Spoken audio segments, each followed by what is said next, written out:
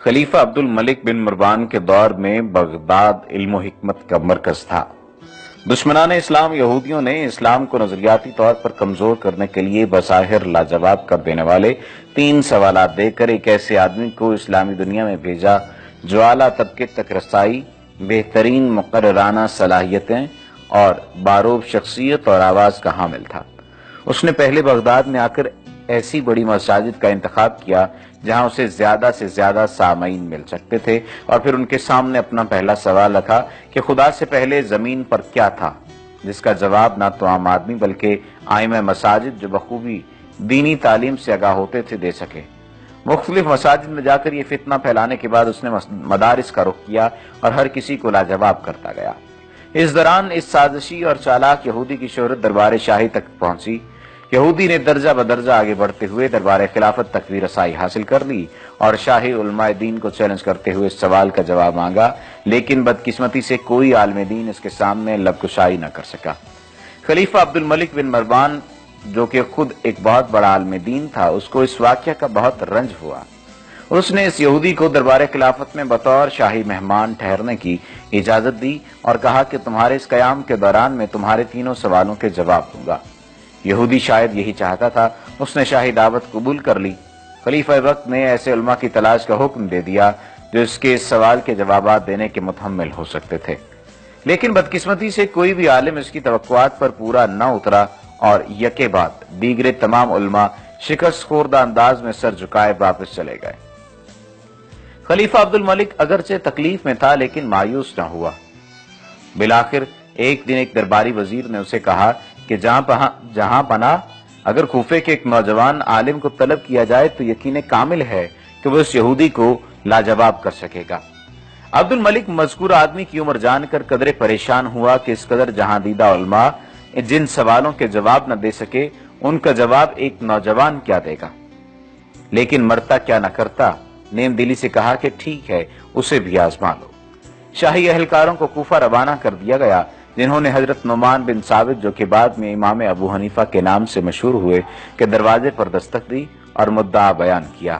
آپ اپنی والدہ محترمہ اور اپنے محترم استاد امام حماد سے اجازت لے کر دربار شاہی پہنچے، اور وہ معرکہ جس نے اسلامی دنیا اور خاص طور پر خلیفہ وقت کی نیندیں اڑا رکھی تھیں کو سر کرنے کے لیے اگلے دن دربار سجایا گیا۔ ایک کاش مقابل دید منظر ہم اور آپ بھی دیکھ سکتے جب وہ یہودی انتہائی تکبرانہ انداز کے ساتھ خلیفہ کے ساتھ کرسی پر براجمان ہوا، اور پھر چند ہی لمحوں کے بعد نورانی چہرے کا حامل ایک نوجوان چپکے سے درباریوں میں آ کر بیٹھ گیا۔ خلیفہ نے روایت کے مطابق سوال و جواب کا سلسلہ شروع کرنے کا حکم دیا۔ اس یہودی نے اپنے مخصوص متکبرانہ لہجے اور باروب آواز میں کہا کہ بتاؤ خدا سے پہلے کیا تھا؟ ابھی وہ اتنا ہی کہہ پایا تھا کہ امام ابو حنیفہ نے اسے روکتے ہوئے کہا کہ تم مانگنے والے ہو جبکہ میں دینے والا ہوں، اور ساتھ ہی خلیفہ سے درخواست کی کہ دینے والے کے منصب کا لحاظ کرتے ہوئے میری نشست کو اس کے ساتھ بدلنے کا حکم دے۔ خلیفہ نے نہ صرف خوش ہو کر اس یہودی کو عام درباریوں میں جا کر بیٹھنے کا حکم دیا اور آپ کو اس کی نشست سونپ دی، بلکہ آپ کے لہجے کے اعتماد کی بدولت اس کی امید بھی بڑھانے لگی۔ سوال و جواب کا سلسلہ شروع ہوا اور اس نے دوبارہ پوچھا کہ مجھے بتایا جائے کہ خدا سے پہلے کیا تھا؟ آپ نے انتہائی اطمینان سے فرمایا کہ اعداد کا شمار کرو، جس پر اس نے گنتی گننا شروع کر دی۔ آپ نے ٹوکا اور فرمایا کہ صحیح شمار کرو۔ اس نے دوبارہ گنتی شروع کر دی، لیکن پھر درستگی کا حکم دیا، جس پر اس نے اختار کر کہا اور کس طرح شمار کروں؟ آپ نے فرمایا 1 سے پہلے شمار کر۔ اس نے کہا کہ 1 سے پہلے تو کچھ بھی نہیں ہوتا، تو 1 سے پہلے کچھ نہیں ہوتا تو آپ نے ہنس کر کہا 1 سے پہلے پوچھنے والا بے معنی سوال کیوں کرتے ہو؟ اس موقع پر خلیفہ وقت اور درباریوں کی خوشی دیدنی تھی۔ خلیفہ نے دوسرے سوال کا حکم دیا۔ یہودی نے سوال پوچھا کہ خدا کا رخ کس طرف ہے؟ آپ نے چند گھڑی توقف فرمایا اور حکم کیا کہ شمع لائی جائے، جس کو جلانے کے بعد یہودی سے سوال کیا کہ مجھے اس روشنی کا رخ متعین کر کے دو، جس کے جواب میں اس نے کمزور لہجے میں کہا کہ یہ ممکن نہیں۔ آپ نے فرمایا کہ اللہ رب العزت بھی ایک نور ہے جس کے رخ کا تعین بھی ممکن نہیں، اور تم اس سے جاننے کے باوجود بے معنی سوالات کر رہے ہو۔ اس سٹیج پر یہودی اندر سے ٹوٹ چکا تھا۔